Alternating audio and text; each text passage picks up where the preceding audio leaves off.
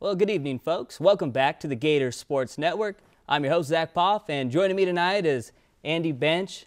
He covers the San Jose Sharks for Inside Hockey and has been writing for them since the 2011 NHL season. He has also contributed sports columns for Bleacher Report, FoxSports.com, The Fan Manifesto, and tonight we're going to jump right into the NHL lockout. With that, let me welcome my guest, Andy Bench. How's it going, man? Pretty good. I mean, all things considered, there's only minor league hockey to cover right now, but hopefully professional hockey will get going soon. And let's jump right into it. Do you think there's a chance that this lockout will end pretty soon? I think so. The talks have kind of fallen off recently again, but they missed a full season about 8 years ago. The 2004-2005 season got completely wiped out, and the fans came back. It was the first time a missed season in all four major sports. The fans came back. The sport's been growing, and because of that, I don't think the owners and Commissioner Bettman are willing to cancel the whole season. So what do you think the biggest step is that's between the NHL owners and the NHL Players Association? What's the biggest hurdle for them to leap to get the NHL season back on track? Basically, at this point, you're down to a couple of the hardline owners.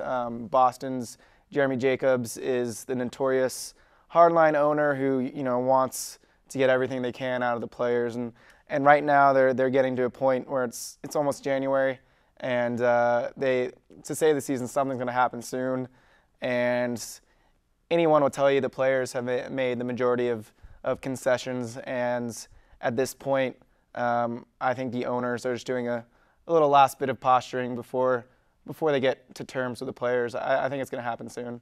And the players have come out. They're not Gary Bettman fans. Of course, the NHL owner. He's been the commissioner, commissioner since 1993. We've already seen a lockout under Gary Bettman. Do you like the guy? I don't know how you could. This is actually 3 lockouts. They locked out 94-95 season was only 48 games. They started that year in mid-January. And essentially, a lot of the things that Bettman has been saying that have irked a lot of people, including myself, is that he tries to claim that these lockouts, really hurt him and bother him, but really it's his playbook. That's how he negotiates. As players and fans will tell you, this lockout was planned a long time in advance. The ownership crew, headed by Bettman as commissioner, did not try to avoid this whatsoever. They like taking money away from the players, and it's really a sad thing to see such a great sport being ruined by behind the scenes stuff that really should be taken care of a long time ago. And of course, you've been covering the San Jose Sharks since 2011. If the lockout does end, what can San Jose Shark fans expect from this team? Is this a year that they might be able to take that next step, maybe make it to the Stanley Cup? I mean, we've been saying that for a while now, probably ever since the Joe Thornton trade and the beginning of the 2005 season, the first season back from that past lockout. But they're an older team. They're kind of at the end of their window. But if there is a shortened season, you'd have to give them a little bit of an advantage. A lot of their players have been playing overseas, so they should be in good shape. And then a couple of the older guys, since they haven't been playing games, have been able to heal more than they would have from last season ending. So yeah, if there's a shortened season, they still have some of the top talent. They're deep on defense. They got a Stanley Cup winning goaltender. So if there's a season this year, I think the Sharks have just as good a chances, if not better than the last couple of years even. And if they miss the entire season, though, that'll be big loss for the Sharks because they're sort of at the end of that window. And it started to look like negotiations were getting a little better between the NHL and then the Players Association. But now they come out today, they've suspended all games up till December 30th, which means we've lost at least 43% of the regular season. Throw a percentage and a likelihood of the lockout coming to an end.